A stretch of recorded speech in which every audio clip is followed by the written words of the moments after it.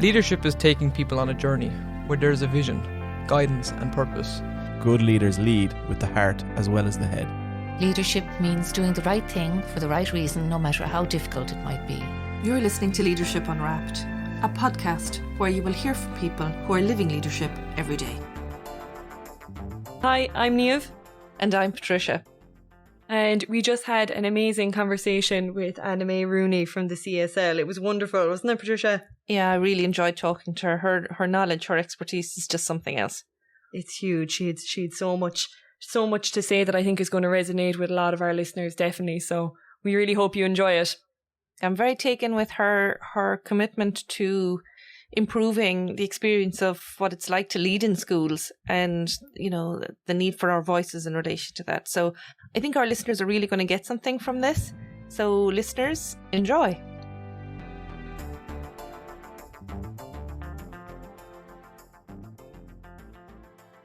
Our guest today is Anna Mai Rooney. Anna's the Deputy Director with the Centre for School Leadership for Primary. She's originally from Ballymahan in County Longford and is a primary school teacher and latterly was an administrative school principal. Anna holds a Master's in Educational Management and was also a facilitator with the PDST. She was also a member of the Board of Directors with the IPPN. She's also a member of the Management Committee for Partnership Schools, which is a joint initiative between the IPPN and the National Parents Council, which promotes whole community working for better outcomes for children, which is very important work. Anna also is part of the steering group of the DCU Changemaker Schools. Anna's quite busy at the moment because she's completing her doctorate with the University of Glasgow, so we're really delighted that she's taken time out of her very busy schedule to talk to us today. So you're very, very welcome, Anna. We're delighted that you're here. Thank you, Patricia and Niamh. Great to be here. So we might start with just when you hear that introduction and you hear your career journey and you hear your movement in leadership, can you maybe start by telling us what motivates you to do the work that you do? I suppose from a very young age, I was always wanting to be teaching things. I always had this fascination with showing other people how to do things and being shown myself how to do things. And I did think at one stage that I would prefer to be a physiotherapist because as a young person I was hugely into sports and I was interested in recovery from injuries and things like that. And then for some reason that I don't really understand, I said perhaps I should look at teaching. It probably came from a really positive experience myself as a child, both in primary school and in second level school. And it was the Sisters of Mercy in Ballymahan in County Longford, but they were way ahead of themselves. And I remember, you know, as a young teacher starting in my first year and remembering that they were doing with me what I was doing with my students all those years later. And they really were inspirational women. So I guess all of that and their good work caught up with me eventually, and I found myself training in the St. Pat's campus of DCU as it is now, and becoming a young teacher in Bray in County Wicklow. And I loved it. I suppose I was very privileged. I joined a very large school, St. Patrick's Loreto Primary School, and I was one of 5 junior infant teachers.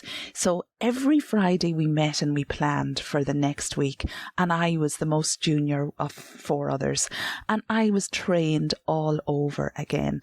And that to me was so important because I got a chance to find my feet as a young teacher in a huge school. There were about just under 1,000 children, and it was a really good teaching school.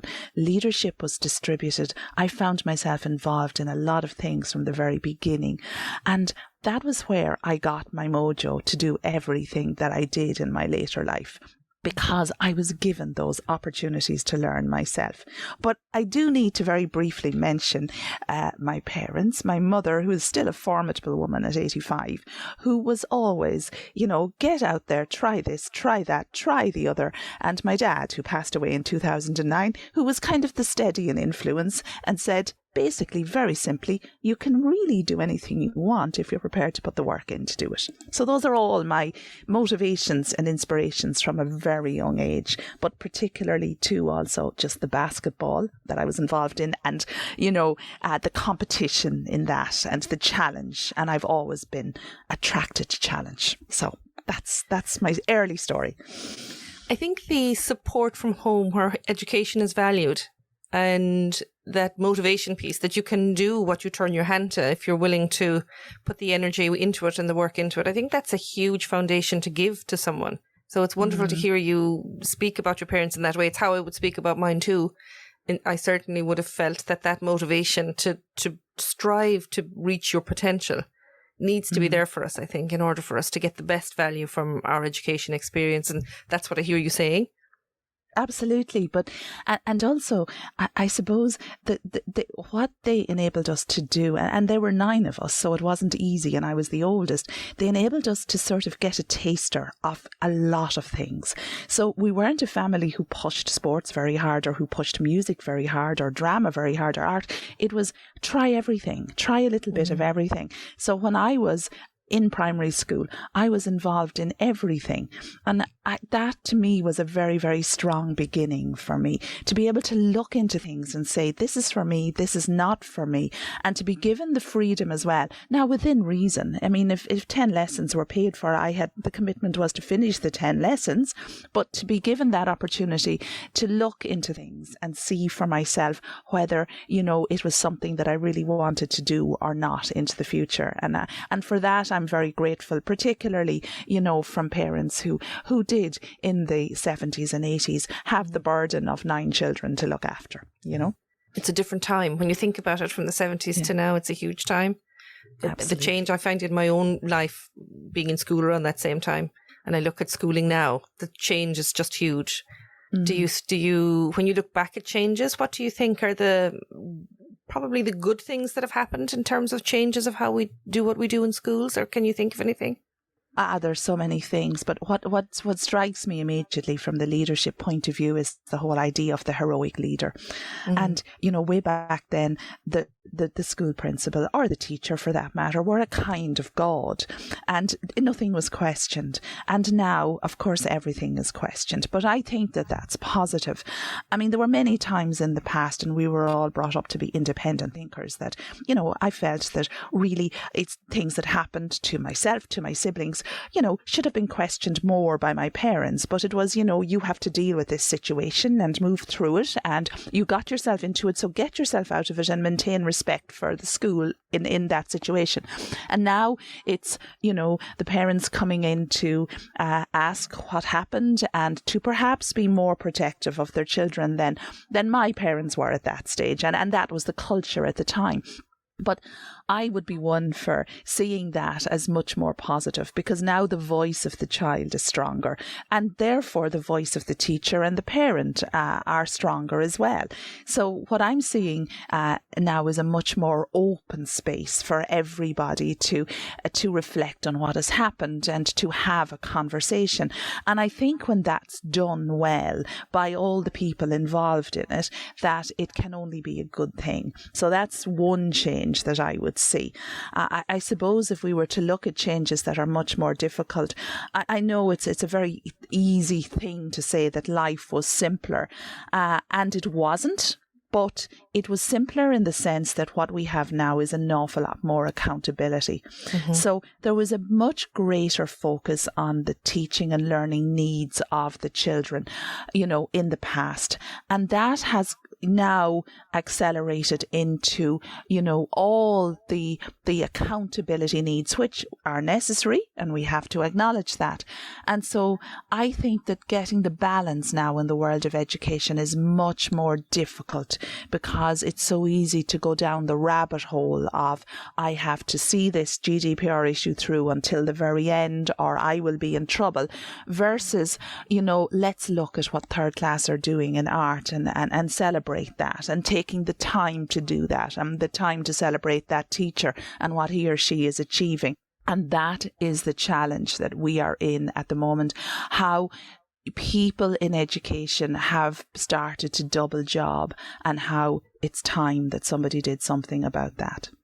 I think the pressure for school leaders now, in terms of balancing the reason why they want to be school leaders, which is to lead teaching and learning, as well as, supporting children's outcomes and lead a school, and balancing that pressure with the accountability pieces, the GDPR pieces, all of the different accountabilities that now come hot and heavy, new policies and the changing of practices.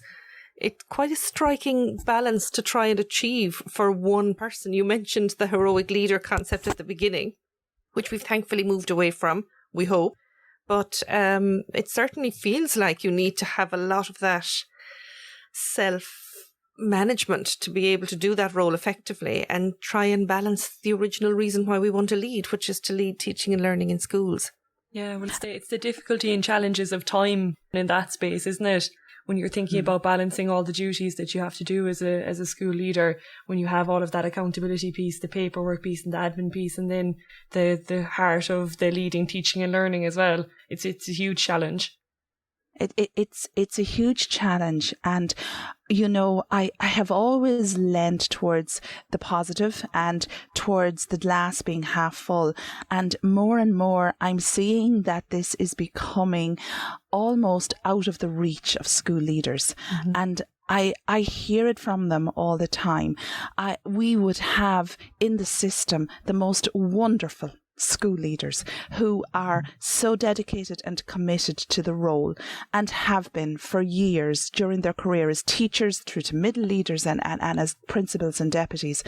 And these people who definitely have that positive disposition and who will tell you that they love their jobs and that they feel privileged to be in the role are probably for the first time over the last few years, and I know the pandemic is in there, but as I keep saying to people, it wasn't all roses before the pandemic started either. They have begun to think that really the job is becoming unsustainable. And I think that this is something that we really need to look at in the system. Somebody has to put up a stop sign very soon, because it's coming to the point where nobody, no matter how wonderful they are, how reflective they are as leaders, can actually continue to do the job and remain well and have a life outside of school and keep school going as it should be, seeing to the needs of the children first and foremost, and the staff and the whole school community. And I've been reflecting on this recently and thinking, the pandemic came along and we stopped. And we could stop, even though it had negative consequences, especially for some of the children in our care. But at the same time, we did. And somehow, somewhere, somebody needs to consider the daily routine of the school principal, and that needs to be questioned, to be interrogated, to be examined, and people need to understand that it cannot keep going at the pace that it's going. And we have proof that it's not able to continue in its current format because of the fewer and fewer applications to senior leadership roles, particularly the role of principal. And this is a real problem in the system. And we really need to stop and think and reflect and talk and have a conversation about this now before it gets any worse. I think when you talk to school principals, my experience of talking to them, and I listen to them, especially at primary, I'm post-primary too, but listen to the amount of work that needs to be done that isn't possible to do within a role profile. It's just not physically possible to do it. And we know it, and we talk about it, and yet we seem to have a paralysis about being able to find a solution to that. And certainly the moratorium on middle management has caused so much more pressure and stress and has left a deficit in the system that we're now trying to address and trying to move forward about. But there certainly is ground that needs to be made up. But when you listen to the hours and the work that people do, you just come away with a real sense of complete dedication from people. It's just incredible. And my fear is also that if we don't look at the unsustainability of it, and we're looking at the rise in burnout, the rise in exhaustion, until something happens, until there's some break. Is that what it will take before we'll actually really say, okay, we need to stop and need to look at this? I know the IPPN are working on this. I certainly following what's happening, but it's just very big, to have not enough traction going on about it. Sorry, I've gone on a rant, but that's what I'm trying to say. But I completely agree with you. And the IPPN are doing a huge piece at the moment on sustainable leadership. And I believe that that will go someplace, and that in the system, we all need to stop and have a conversation about that. And when I mean the system, I'm talking about the stakeholders in the system. I'm talking about the department, of course, management bodies, trust bodies. I think we need to have this conversation with all third level institutions. We need to have all our universities there. And then we need to have the bodies that work with principals all the time, the IPPN and the NAPD at post-primary level, all the management and trust bodies at both levels, all the unions, and the education support services.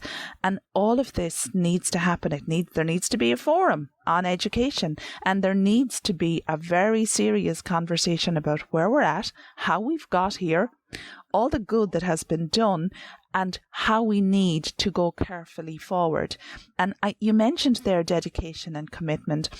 And from what I've seen from principals, not only in my research, but in my work over the last few years, is absolute and utter dedication, 100%. Commitment, long hours, and they don't question that. They give of themselves willingly to that.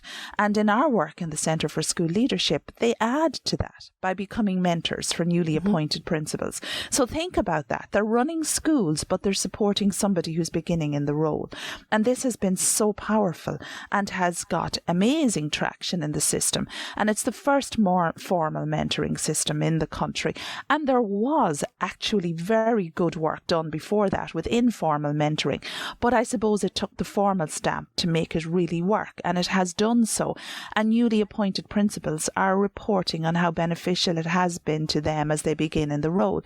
So these people who are in this position as school leaders, they need first and foremost to be acknowledged and appreciated for what they do.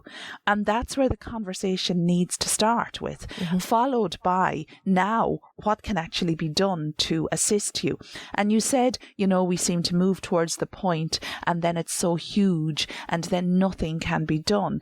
But, there are solutions everywhere. And it takes people sitting around a table, working collaboratively together in the system to actually have these things come to fruition and to happen. And I completely believe that things are getting slowly better, that people are becoming more aware, but it's not fast enough for the people who are working at the coalface. And that therefore the responsibility for people like us who are on this podcast today is to make things like this happen. And I believe that forum would also need the presence of some practitioners to explain what it's like. And those practitioners would have to come from a variety of contexts, large, small, urban, rural, primary, secondary, all the rest of it. So there's a big job of work to be done in the system, but I believe we can do it. And for me, there's a piece around this about reconceptualizing how we understand the school or the school leadership piece, because in other organizations, it wouldn't be as individualized to lead an organization like this. So, for example, if you're in the University of Limerick, like I am, and I'm a leader of a very large school, there's a whole HR mobilizing behind you to be able to help you with all of the pieces of work that you need to do about hiring and contracts and all of those kinds of things. There's a whole set of systems of support within the larger organization.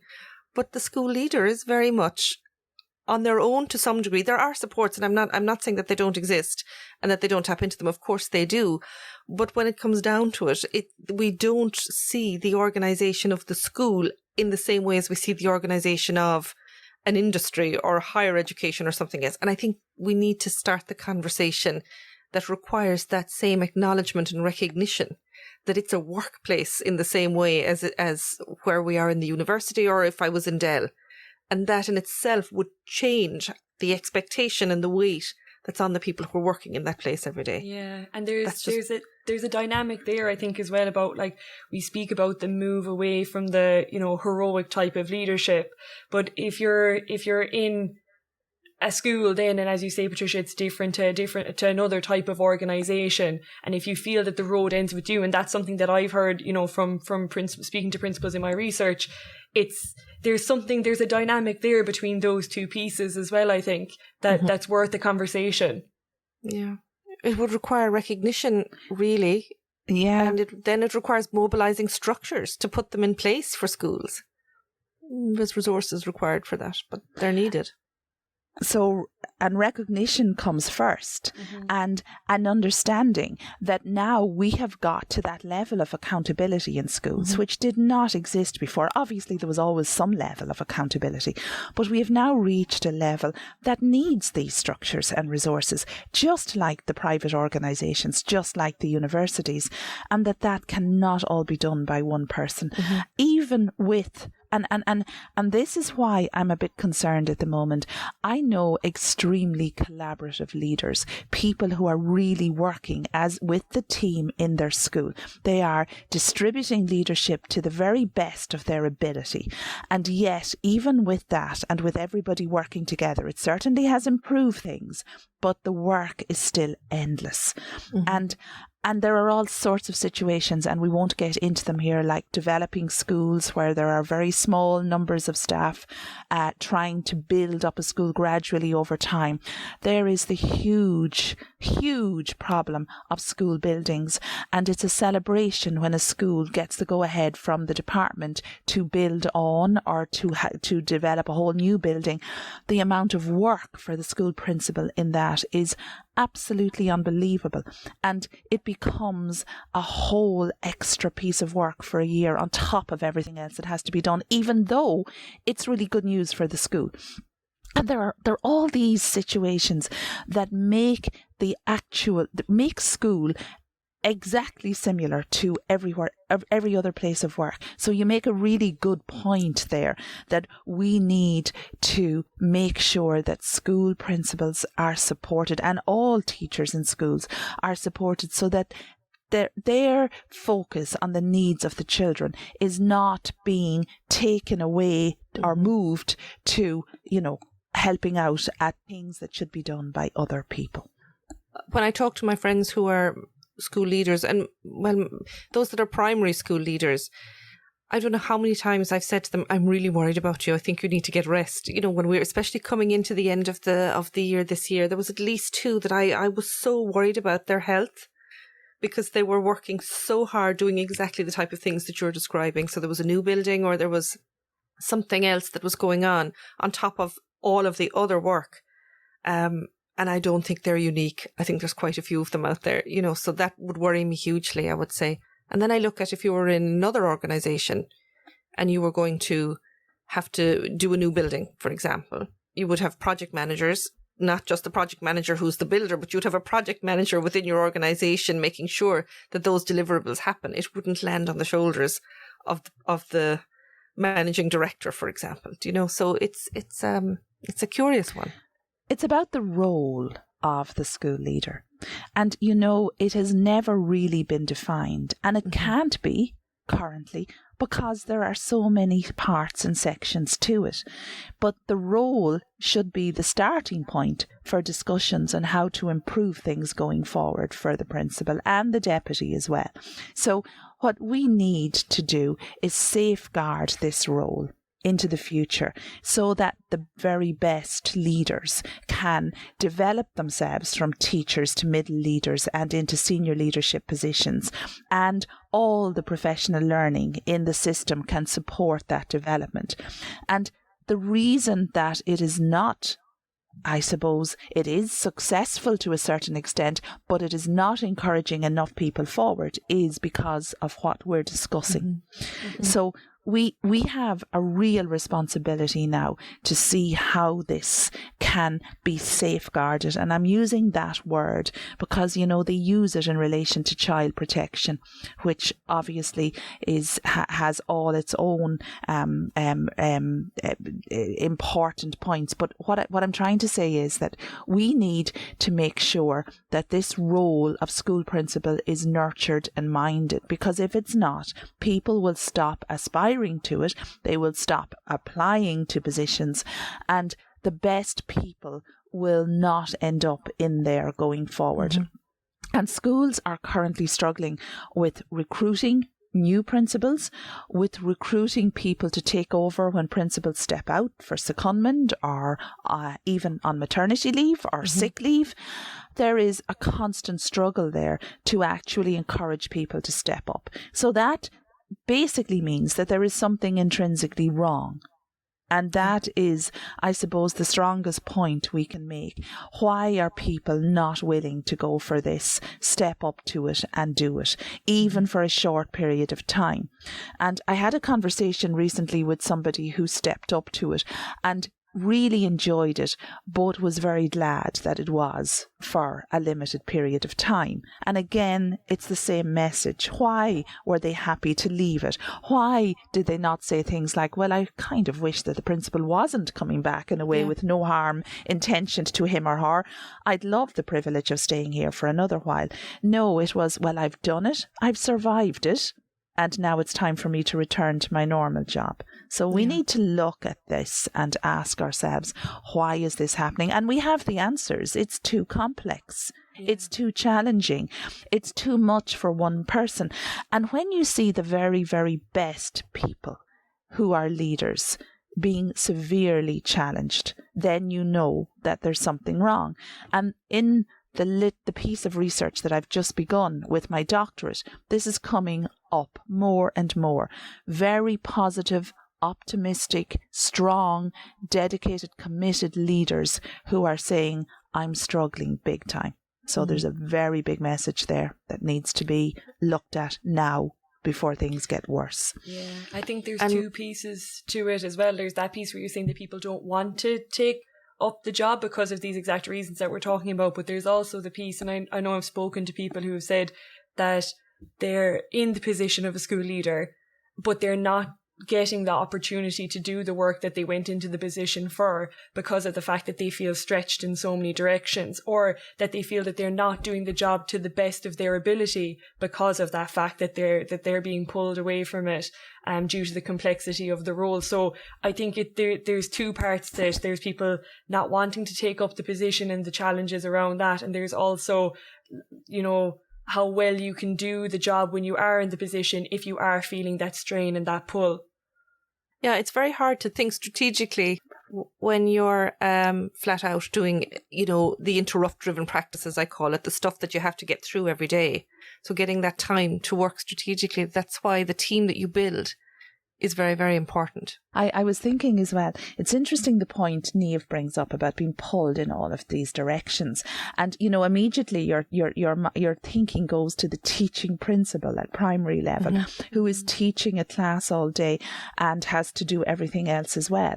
And it's a very interesting space to be in, because I've interviewed some teaching principals recently who have told me that in many ways their teaching and learning saves them. They are dedicated to their class during the day. They are great role models for the other teachers in their school.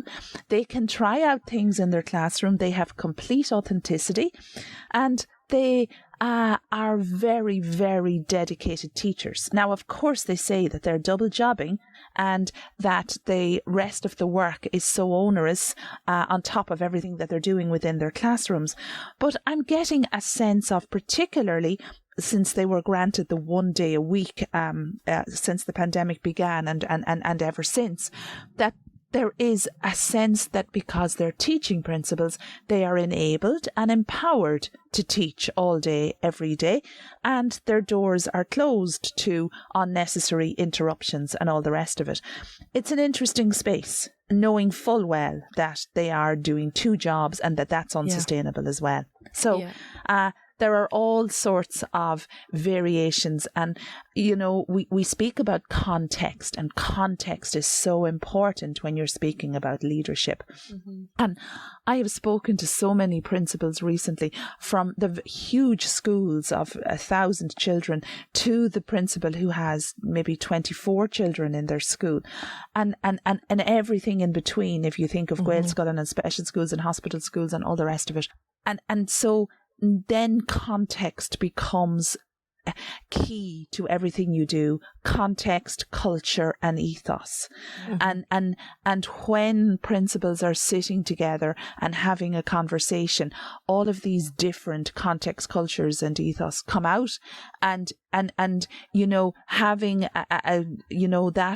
that I suppose strategic thinking in your head, that differentiation about this is my school that I work in with my team, and this school that we have is so very different from the other 3 schools in the area, from the other 2 schools in the town, and having that strength of mind to do what's best for your own school community with the people of that community working with you is one of the strongest conversations any school leader can have, and I think a very important point in all of this as well is the inspectorate and the support of that from the inspectorate, and inspectors going out as advisors to principals, as guides, as people they can have a professional conversation with about their context and their culture and their ethos. And of that, I suppose, a dialogic way of working between the two of them, that they understand that we're doing this in our school over the next 2 or 3 years according to SSE, and please come and look at this, as against come with some other agenda that is coming from the outside. And I think that is coming together as well and improving. And again, like everything else we're talking about, there's probably a lot more that can be done in that space. So I see that there is light at the end of the tunnel, but I would like that light to be shining brighter at the moment for the people who are working at the coalface every day, and I would like them to see that things are being looked after for them, and that they would get a sense of real concern for their day-to-day routine and activities and their wellness generally. I think that that's really important for them. I think that's so important, Anna Mai, because it reconceptualises the culture of how we work systemically in education in Ireland. So you're talking about reconceptualising what has traditionally been a bit more hierarchical in terms of even the working with the inspectorate, to a much more advisory partnership where the inspectorate is a conduit to support schools to get the best from policy changes, to make the most of how it can work for their schools, but to showcase strength and success, of which there is so much going on, certainly, and to support where it's needed, because leaders, we don't have everything. There are areas we have strengths, and there are areas that we're up for advice on. So I like the idea of reconceptualizing that, but that's almost like a mind shift systemically too. That takes a bit of time. Somebody said to me recently, it takes 15 years to change a culture. I hope it doesn't take that long, but it's really interesting, though, that it does take time and a lot of dialogue and a lot of discourse and a changing of practice. And I hear you saying that very clearly, and it's speaking to my own values.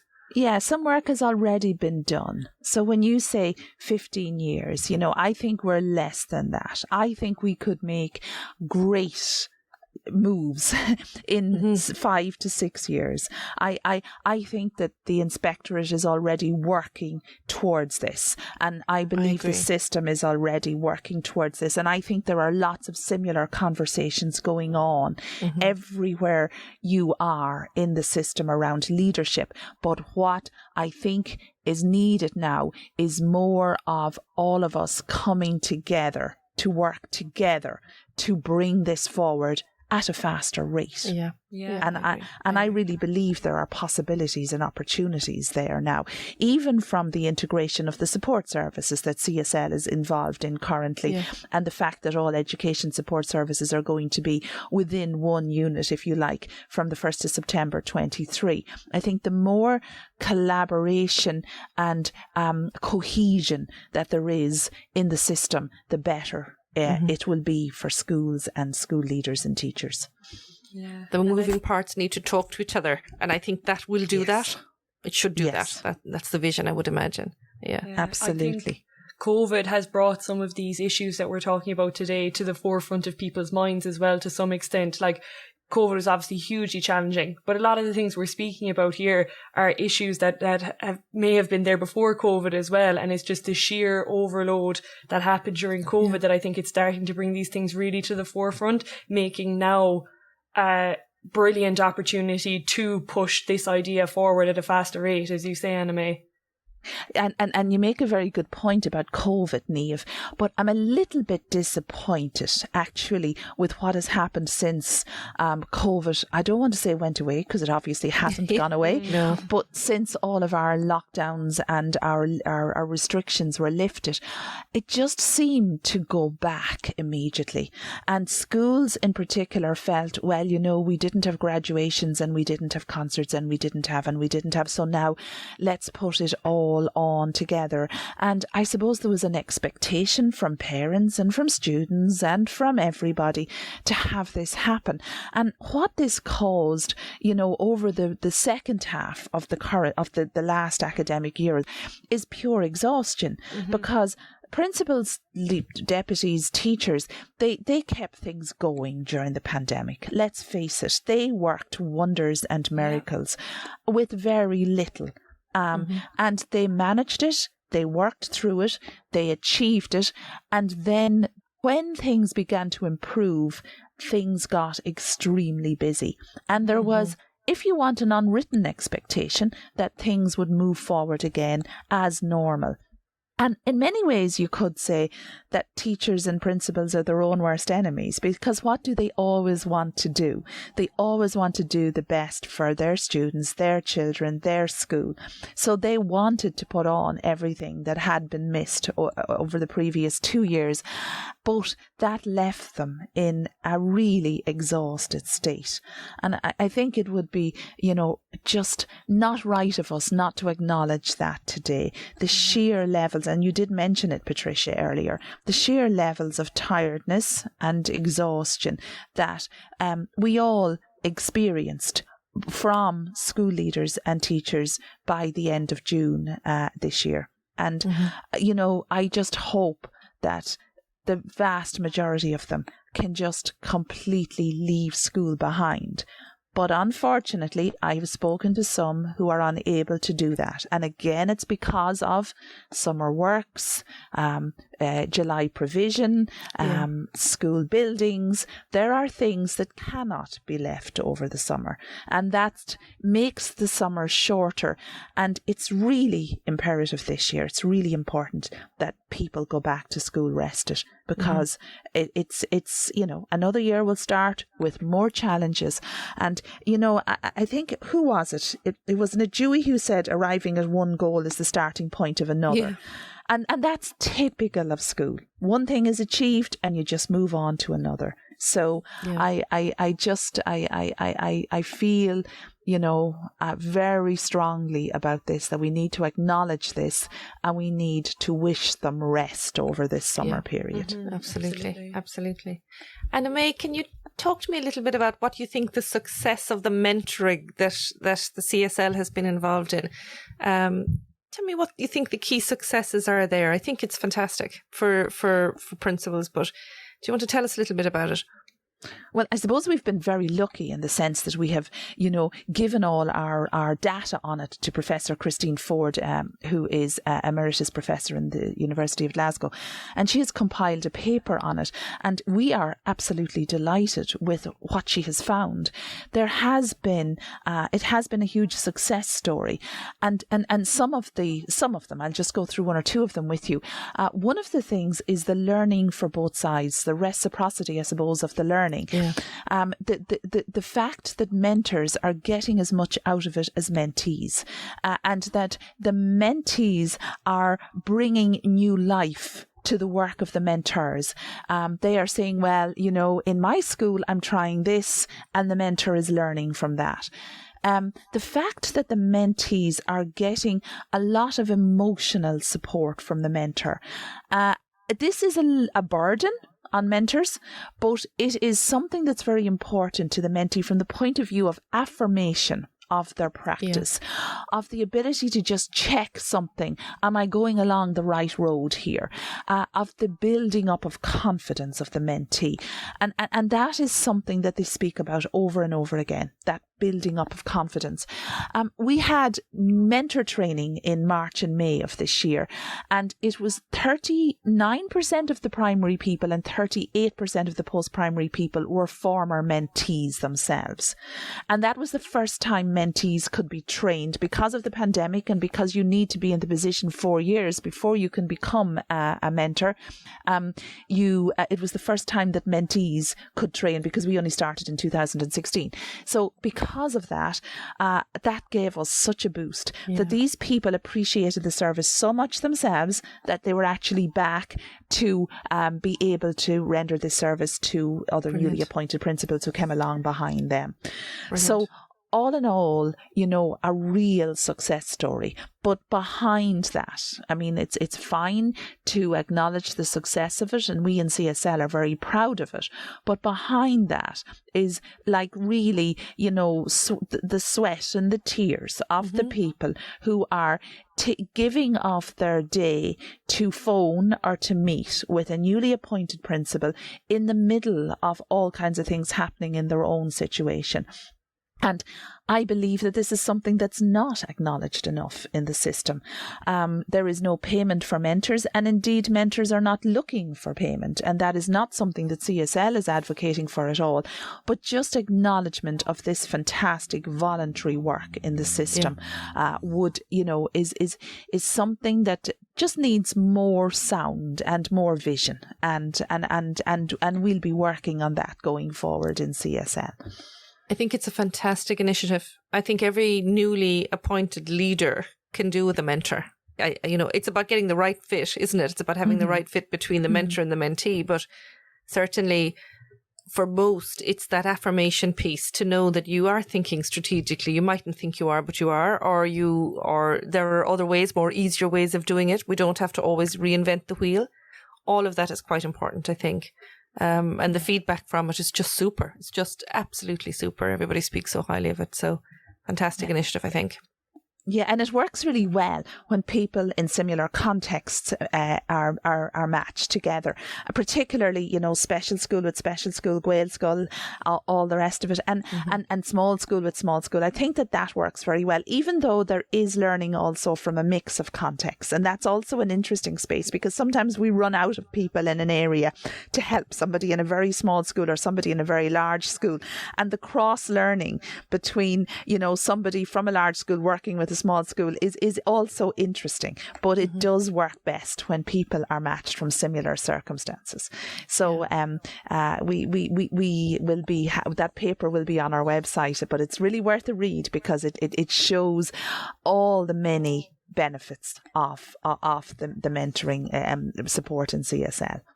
As soon as it's up, will you send us an alert? I really want to read it. I'd be very anxious to have a look at it. Absolutely. Yeah, absolutely. We will. What struck me as well about when we had just started recording for this as well, Anna Mai, is when you were speaking about your experience when you were started teaching, and you were the youngest junior infant teacher within the school. And it sounded, I was like, that was informal mentoring, or at least it sounded like it from what you were saying. And I think you made reference to it kind of making it feel like everything that you've done since then possible, along with the support of your parents and the competitive edge and the looking for a challenge and stuff. So it's huge, even in a informal sense. I suppose it was just nice to hear that you had that from your own experiences as well. Yeah, and that, I suppose, makes me intrinsically believe in this. Yeah. That when people are lended that listening ear, when there's a relationship of trust between two teachers starting out together or more, that is so powerful and can actually really enable and empower young teachers, new teachers, not necessarily young. It's not about age. It's about being new to the job and new to the role. That it can enable and empower and encourage them to just find their feet and to I suppose use inquiry informally as well, and to try out different things in their classrooms and to compare that amongst themselves and to look for reassurance from somebody more experienced and affirmation and to move forward. And I suppose that's growing, isn't it, leadership in our system from the very beginning. And I think that that's also really important, that acknowledgement of people's leadership potential. And I certainly am not an advocate for expecting everybody to be interested in leadership. I know very many people, including my own other half, who is just retired as a primary teacher and really did not aspire to leadership at all and was very happy with that. And I believe, and it's not just because I'm married to him, but that there's a strength in that as well. Yeah, there's a strength in acknowledging that life is not for me and that I don't want to step up to deputy or principal, but I believe that everybody should step up to leadership in their school from the point of view of being a teacher leader or a middle leader and helping out and helping to forward projects and to make things successful in the school. I believe everybody should be in those spaces, but senior leadership is certainly not for everybody, and it would be disingenuous of us here to even give any idea that should be so or that we believe so, because I certainly don't. But and I think we need more, I suppose, bespoke professional learning opportunities for people to look at leadership and to say, is this for me? Am I the sort of person who, would grow in this role and, lead successfully in a school? And I think the acknowledgement that maybe I'm not that sort of person is equally as important as the acknowledgement that maybe I am. So there's more that can be done there as well for those who are looking to the future as they begin in their teaching careers. I think there's room also for bespoke professional development about where the opportunities are to lead within a team.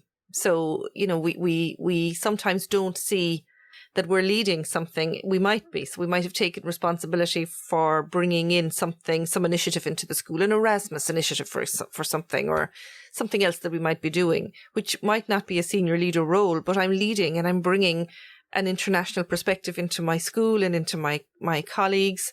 I'm changing something, and to be able to see that's a leadership piece that's as valuable, and that's you can have that in a space, and it doesn't mean that you have to be doing senior leadership, but you can be exercising other leaderships in your team. And I think there's something around that for us, that we're almost too hierarchical at the moment in thinking about a one trajectory around leadership, because I don't believe leadership is for everyone either. As senior leadership, I should clarify. Yeah. I think we all have capacity to lead in different areas of our lives, but senior leadership, the assumption that everybody should do it puts pressure on everybody, and that's not always the case. Absolutely. I completely agree with you. And I think we have a responsibility as senior leaders to understand that if somebody is a teacher leader or gets a position as a middle leader, that they may very well stay in that position or move to another school and stay in a middle leadership position. And that is sufficient. And it's what's appropriate for them. And I think it's very important that people like that are not, pressurized into, would you not look up? And it's something that's very important for us in CSL, is this continuum of leadership, that it's leadership stages, not levels. And that you can stop at any stage and stay there. You can equally progress if that's the pathway that you choose to take, but that it's not an upward trajectory, as you just mentioned, and that it's not hierarchical in any sense, that you travel along it as you wish with the pace that is most appropriate for you and what's happening in your life, and you stop wherever you wish to stop. And I think that's very important. And from the point of view of teams working together in schools and distributed leadership, I mean, there's so much that has been written about distributed leadership, and it's put out there as this, first of all, it's completely necessary. It has to happen, but there are so many variations of it, and there are so many ways to go about it, that we need to be very careful of putting it out there as a concept that's successful no matter what, because it very often isn't. Yeah. And I believe, and we found this in our work in CSL when we worked with middle leaders, that the most powerful thing is to have the senior leaders and the middle leaders in the room learning together. And that taking out principals and or deputies and talking to them about middle leadership and then going separately and taking out middle leaders and talking to them doesn't work, because inevitably the principal and deputy go back to a group of middle leaders who are either not ready or who have not experienced proper professional learning. And sometimes it's the other way around. The very developed middle leaders go back to their school and come across a principal or deputy who is not enabling or empowering them to be their best selves in school. And so we need to have all the people on the team working together. And that's another place that I suppose the professional learning can develop on, and something, again, a report on the middle leadership will come out in the autumn, and it will, I think, very specifically say that middle leaders and senior leaders need to do more learning together to strengthen the team. And then the CSL coaching, of course, then enables that, because the principal accesses the 4 coaching sessions, and then the team accesses another 4 because of that. And I think all of that, and that's the principle with the team, and therein lies the strength. Learning together, working together. That's the only way forward. I think it's about bringing a shared understanding together. That you bring people with you. You have to bring your team with you. But when we're doing, we separate it when we're doing professional development traditionally, but we need not to, I agree completely. So that there's a shared vision, that there's a clarity in that being together, the vision becomes shared together. Otherwise, things get lost in translation. So that's a big one for me too. And it's that idea as well of like, what do kind of even what I was trying to say earlier about what are we talking about when we're talking about that move away from the heroics of leadership, and like what are we talking about now when we talk about shared leadership, and what are the different I suppose leaderships that you said, Patricia, that people can take up within a school, and knowing as you were referring to there as well, I suppose what do you want to take on, and where do you see yourself within the organisation, and having that vision shared and agreed upon within that school, we'll say, is hugely important. It's all about growing others, isn't it? Is that a famous quote from Jack Welch? Is it that it's all about growing yourself initially, but once you become a leader, it's all about growing others, and that's something I intrinsically believe in. I really do. So, For me, I'm thinking a lot about putting this, and my work is going into this space about putting the person back in the heart of leadership, because we've begun to talk about leadership in a way that's almost as the person, it's the task or the role, and we're losing sight a little bit of the personal dynamics, that authenticity that you described earlier, and I mean that you talk about a lot, that I've heard you speak about a lot. So, and this speaks to that. And that's very precious to me, Patricia, because that's what my research is based on. It's based on the effective domain of leadership. It's based on the person of the leader, and really who the person of the leader needs to be. Yeah. I don't want to say to survive in the role, and unfortunately it's becoming more and more survival. I want to say to progress, to be sustainable, to enjoy, to be positive in the role. Those are all the things that I want leaders to aspire to, but I believe that there are certain traits qualities that are more conducive to that, and that some people do have an advantage going into the role because of their beliefs and values, because of their upbringing and their background, and because of certain personality traits that they have. Skills, if you're lacking in one, it can be developed. You know, personality traits are there. I suppose they're there really from birth. They're nurtured and developed as you grow as a child and as a young person. And I do know that some leaders, you know, particularly when you look at relational leadership, have an advantage there. And I suppose what I'm trying to do is pull out, if I can, and again, I'm only beginning to analyse data on that, you know, what is it within a person that makes them, you know, more effective in the role and helps them to enjoy and benefit from the role more than others.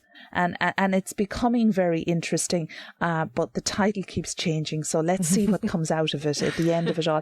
I'm hoping it'll be a piece that people will look at and say, you know, then what do I need to be to actually be my best self in this role? Yeah. That's what I'm hoping to get to. Yeah, really looking forward to seeing the outcome of that. So, you know, can't wait until you're finished. So I'm encouraging you to get there. That's another story, but we'll try. Really looking forward to it. So look, we're going to move towards concluding, but we have a few questions we'd like to ask you. So our first question is, the leader who most inspires you and why? So I'm going to come at this from a different angle, because I could list off a load of national and international leaders, a lot of them women, who have inspired me and who, you know, inspire a lot of other people as well. But I am most inspired by ordinary people who are leaders in themselves. I'm most inspired by people who speak out and who tell their stories. And those stories can be stories of poverty, stories of abuse, stories of trauma, stories of war, stories of anything. And they come onto the radio or onto social media and they tell their story about being abused, about being violated, about whatever it is that they went through, about a serious illness even. And they tell that story so that other people can learn from it, and they explain their pathway through that experience. And I see them as very brave. I see them as inspirational because they inspire other people in similar situations. And those kind of stories are the ones that most inspire me. Anna Mai, I was tingling as you said that. Yeah. I just love it. I actually tingled from head to toe. Absolutely brilliant. Thank you.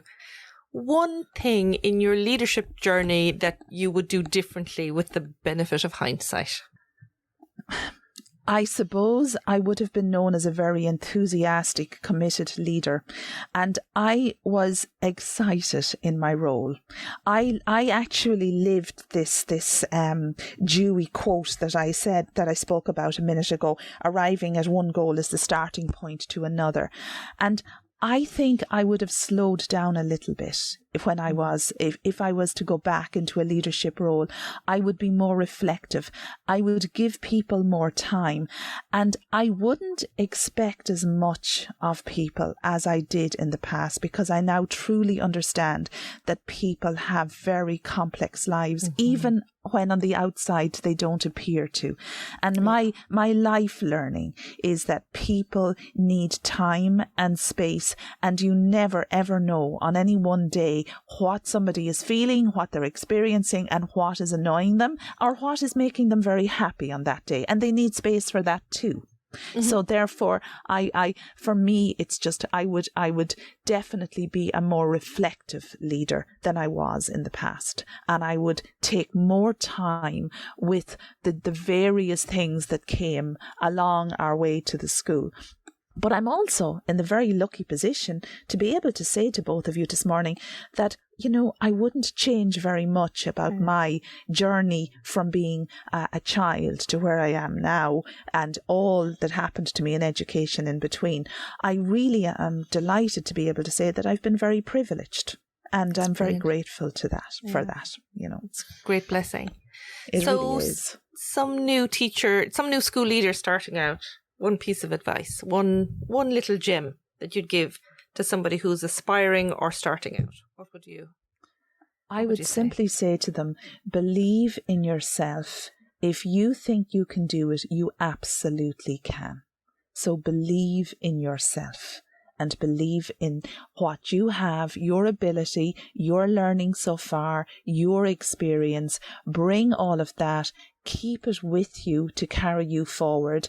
And the only other thing then you need to do is to give other people the ear and this time and the space that they need to help you to continue on from what you're already doing. Fantastic. So believe in yourself. Yeah, thank you so much.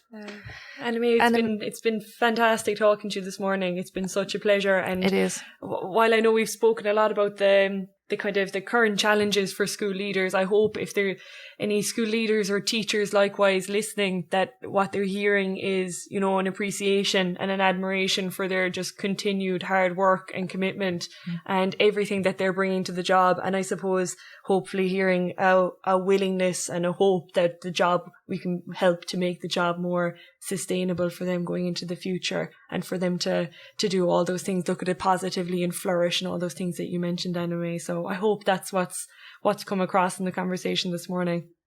We have to believe it is, Niamh, and we do believe it. And I really am very hopeful that things will get better.